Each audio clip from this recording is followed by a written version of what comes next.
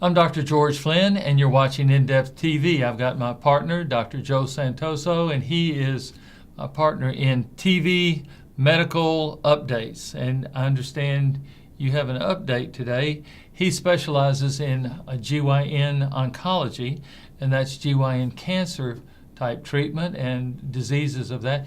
And most people have never heard of, we've heard of cervical cancer, we've heard of uterine problems, but ovarian cancer, you just don't believe that there's that much out there. But there is enough to keep him extremely busy, and he's got an update on this. So your primary treatments and your diagnostics, and can you update us on what's going on with ovarian tumors? Be happy to. Ovarian cancer is not as common, but it's the most deadly cancer in gynecologic part of the woman.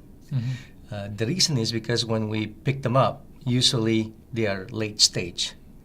And then secondly, after we diagnose them, our treatment have good response, but many times the cancer mutated and become resistant to our treatment. So majority of our patients unfortunately died from the cancer. Well, the ovarian cancer is seen beginning at about what age, roughly what age, and ending at what? Is there an age that you don't have to worry about it? Unfortunately, no. Majority of ovarian cancer is older person. Age is one of the most significant risk factor for women. Now, what do you mean older? Don't step on toes here. I think going up 50, 60, 70 increase your risk for ovarian cancer significantly. Okay. Now, ovarian cancer, the most common is called epithelial. There are two types. One is hereditary and the other one is non-hereditary. That means, so one, if your mother, or is it the women that pass it along, or is it a gene, and like if your father's mother had it? It could be both. It could be both. Okay. So about 10-15% are hereditary. So if your mother had ovarian cancer, Mm-hmm. you have increased risk of ovarian cancer, and that needs to be discussed with your physicians. But majority of them, about 85%, occur randomly. Mm-hmm. Okay, 85% random. What if there are two sisters and one sister has ovarian cancer? Is the other one more likely to have that disease also? Correct. About 10 to 15% have risk of a mutation in a tumor suppressor gene called BRCA1 or 2 or both. BRCA1 or 2? Correct. Okay.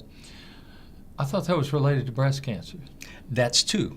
Okay. Interestingly, when you have that mutations, you increase your risk of both ovarian and breast cancer. Okay. All right. So that clarifies that. And I'm asking the questions that you would ask, our viewers would ask. I know some of the answers, but some of them, I don't know. And since I do ultrasound and radiology, I'm not up on all of the different diseases like he is, and that's the reason the two of us present like this. What is the update that you have on ovarian cancer? It's a good news. We need some good news. I just mentioned to you the bad news. The bad news is it's stage late and then it's difficult to cure. The good news are we're coming up with new therapy because we have better understanding of how cancer work or do not work. One of the updates is about PARP inhibitors. PARP is poly-ADP ribose polymerase. It's a long word about a protein that work in helping repair of single-stranded DNA damage. You and I have DNAs, and our cell divides, and we experience thousands and thousands of replication error. In other words, a mistake in replication. Mistake. Our DNA get injured. We sat too long in the sun, get radiation from the sun, and that break our DNA. And there are different pathways to repair those defects. Right. And the BRCA that I mentioned to you are what we call double-stranded DNA repair. In those cancer with BRCA mutations, they cannot repair their double-stranded, so they rely on a single-stranded mechanism that utilize PARP, Okay. poly-ADP ribose polymerase. So if you have two strands over here you can't repair that. Correct. Okay, but you have a single strand over here. What does that single strand do? Does Well, it come in and repair the double-stranded damages? They could do that. They could help doing help Correct. repair. Correct. So for cancer cell with BRCA mutation, that means they cannot repair the double-stranded DNA damages already, so they rely tremendously on single-stranded repair mechanism, which relies on a protein called PARP. Okay. More recently, we developed medications, oral pill, to inhibit PARP. Okay. Therefore, it's called PARP inhibitors. So the cancer cannot rely even with single-stranded pathway. So as a result, they accumulate their DNA damages and they die. So the cancer will have the DNA replication errors. Correct. And they're depending, the cancer now, not the patient. The cancer is depending on this single-stranded DNA repair mechanism. Correct. And now I want you to say the word again, the long word. Oh, okay. PARP. It's poly-ADP ribose polymerase. Okay. It's just Now, everyone got that. I hope you did. So this is a protein. Correct.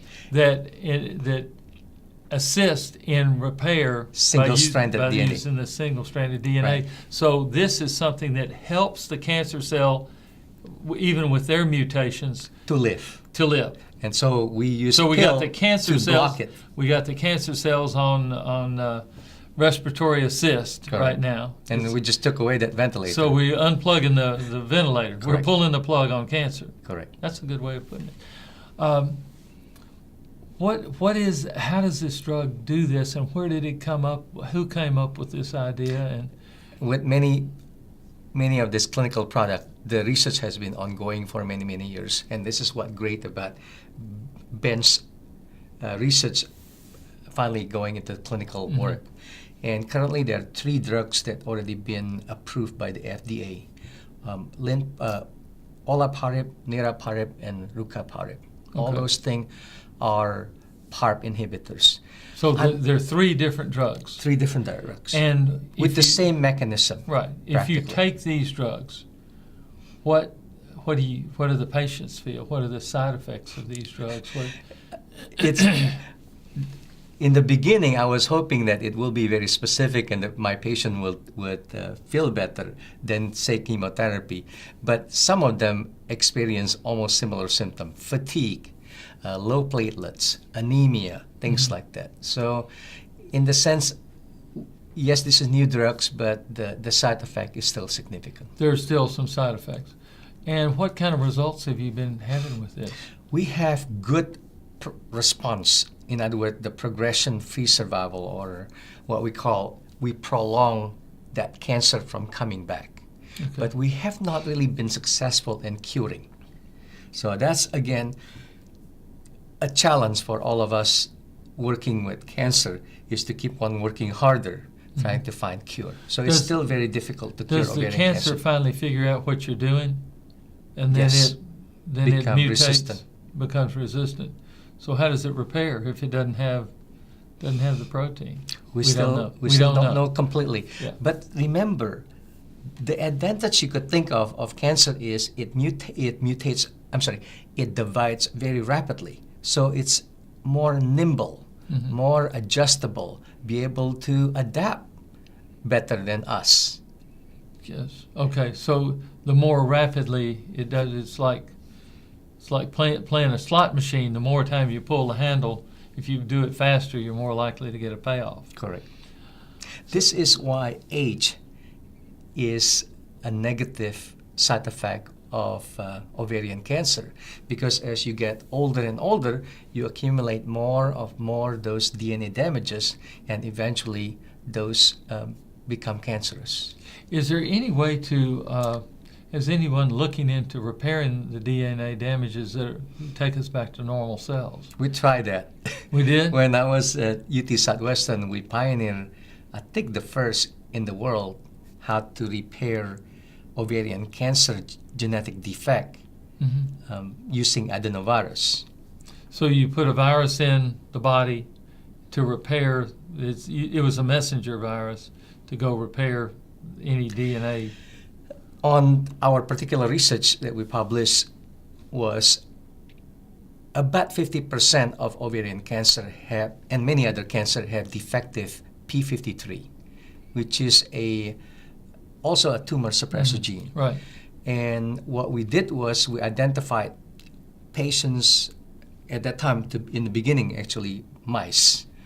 We work with animal first that have that mutation, and then we use adenovirus to deliver the correct gene and place it in the mice. How'd that come out? In the in vitro and in vivo, that means in the cell and in mice, it seemed to be doing pretty well. So that's why our study then was translated into randomized trial. Unfortunately, the toxicity was too much. A randomized trial means certain patients get the drug, certain patients get something similar Placebo. to the drug, but it's called a placebo. That's a pill with a sugar pill or something. But certain patients get the drug, and then you see what the differences are. Correct. And so you say it was toxic. Toxic. Remember, we delivered the normal gene using a virus called adenovirus, which is a cold virus. Right. Unfortunately, that causing systemic inflammatory response that not very tolerable. So the theory was good, Correct. but then the agent to get in was causing some kind of the viral agent, the body's response to the virus was just too toxic. Correct. Now, you would say, why did we use virus? Because virus is it has evolved for billions of years with Right. us to be able to insert its own gene into our nucleus and be able to replicate.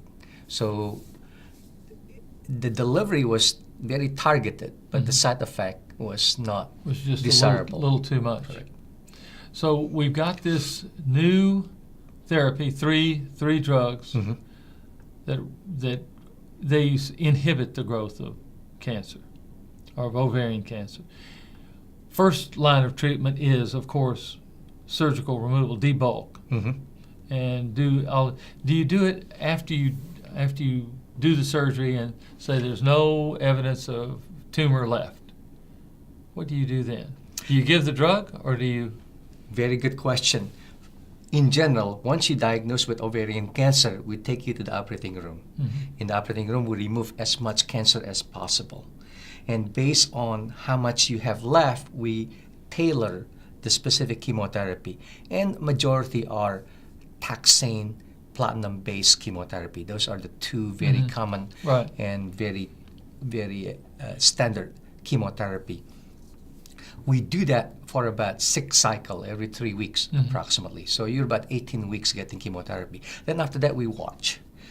And about 30% will be cured and 70% will have recurrence of the cancer back. Okay. And when would you use the new therapy? The PARP inhibitors is approved for after 2 or more chemotherapy. So you cannot use it in the upfront.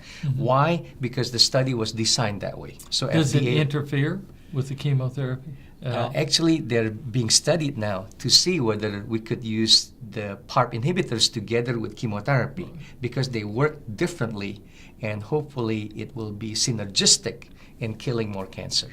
Now, a great update, and I'm hoping that you will come back and let us know more about the updates, if there are any new medications, and the results of this medication.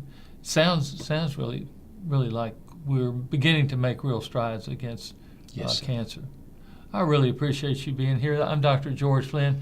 My guest has been Dr. Joe Santoso. He's a GYN oncologist, and I look forward to seeing you next time with another update. I'm George Flynn. You've been watching In-Depth TV. Thank you for watching. We'll see you next time.